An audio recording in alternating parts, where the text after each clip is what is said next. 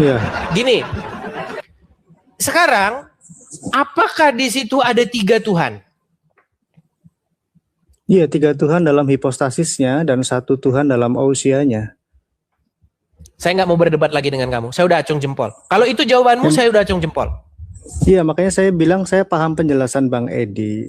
Saya bisa mengakomodir frase Yesus punya Tuhan dalam penjelasan Tritunggal yang ketat. Jadi memang teologi Timur itu ada sistem namanya monark. Jadi dari kata arche, Bapa sebagai sumber, dan itu tidak berarti ketika dikatakan hipostasis anak itu dari Bapa dan hipostasis Roh Kudus dari Bapa, itu ada 3 Tuhan. Tidak, itu bisa dijelaskan di dalam Tritunggal. Nah, kalau Anda katakan tidak ada 3 Tuhan, ini mumet lagi. Bukan. Ketika tadi Bang Edis mengatakan anak atau hologos itu dari Bapa, Roh Kudus dari Bapa, itu bukan berarti ada 3 ousia, maksud saya 3 Tuhan dalam hakikatnya. Kita pakai bahasa Indonesia saja, bro. Justin, kita enak tuh pakai bahasa Indonesia. Jangan pakai bahasa-bahasa yang orang tuh nggak ngerti. Usios apa? Usios itu nanti diterusin juga, mereka juga nggak ngerti apa. Usios itu apa sih? Dari yang biblikal dulu, nanti kita sederhanakan. Jangan sampai nanti yang dibawa framing kan. Oh, nggak ada dasar istilah. Oke, gini saja, Justin, begini saja, biar enak. Anda kan pengajar Tritunggal, betul? Ya, jangan dikatakan pengajar lah. Ya, sharing dengan teman-teman ya. Oke, Anda penganut Tritunggal, betul? Betul. Coba jawab singkat. Yesus punya Tuhan nggak? Dalam hipostasisnya. Jawabnya iya. Jangan muter-muter. Kalau dalam gelanggang perdebatan, gini. Kalau dalam gelanggang perdebatan itu nggak seperti itu. Kita nggak seperti diskusi di gereja.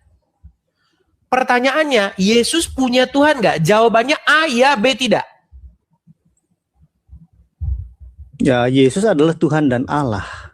Nggak bisa, saya nggak bisa menggunakan kan nggak jawab, kan nggak jawab. Jawab itu jawab ini.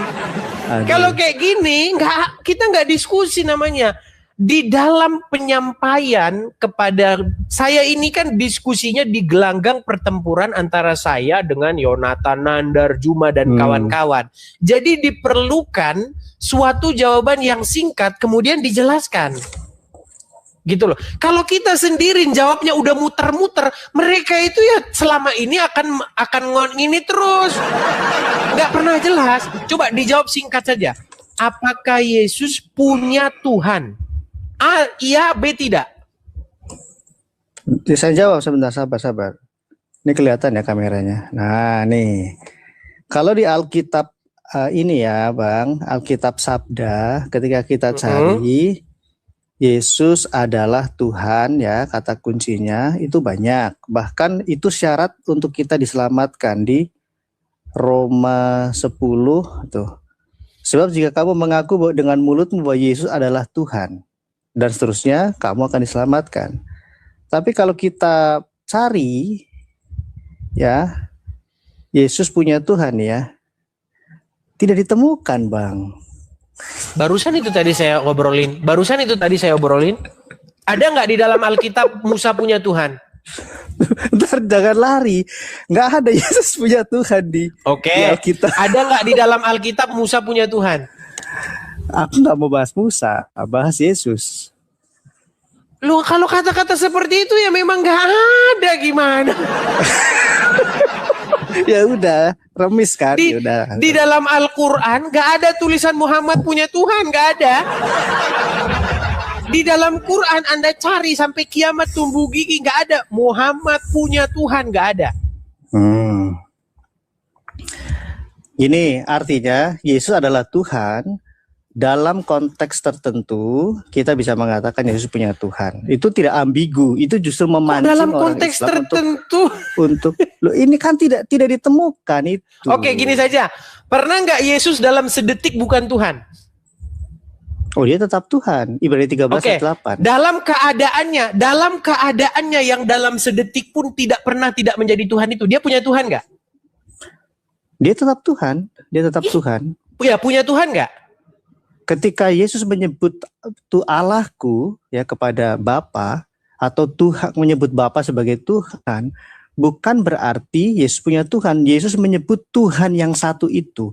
Karena kata Tuhan sebenarnya YHWH itu singular, dimiliki, dipunyai oleh hipostasis Bapa, Anak, dan Roh Kudus. Jadi penjelasannya harus dari kesetaraan.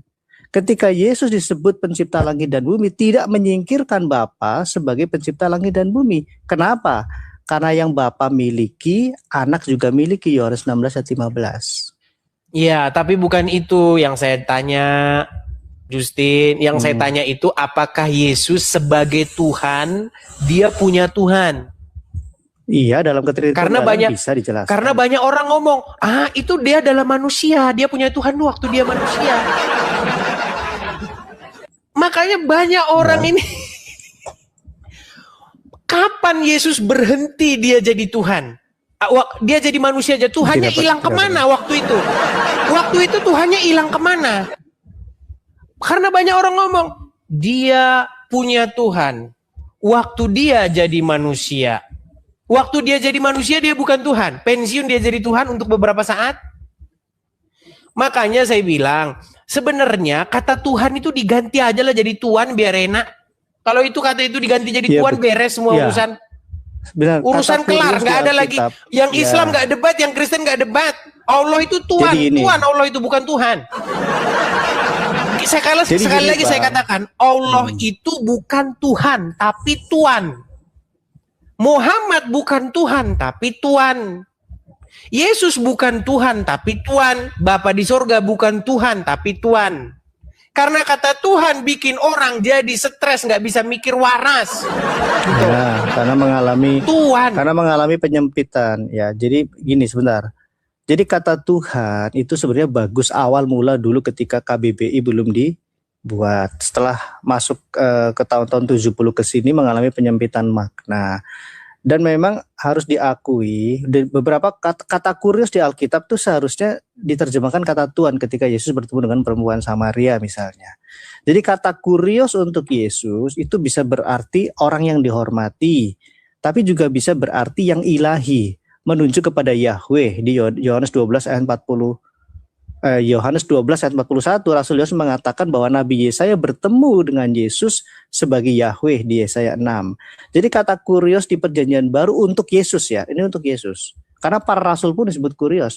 Kata kurios untuk Yesus itu bisa bermakna Tuhan, bisa bermakna orang yang dihormati, bisa dimaknai guru, bisa dimaknai nabi. Itu. Boleh. Kalau seperti itu teman-teman terima kasih yang dibawa.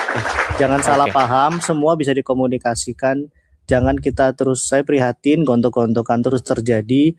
Berhenti untuk serang pribadi, berhenti. Mari kita berdamai. Apologetika Kristen bisa lebih oikumenis. Pesan saya itu mumpung ini banyak yang nonton. Ayo kita bisa komunikasikan semuanya tanpa harus ada rasa kebencian. Tuhan Yesus memberkati kita semua. Tuhan Yesus memberkati. Amin.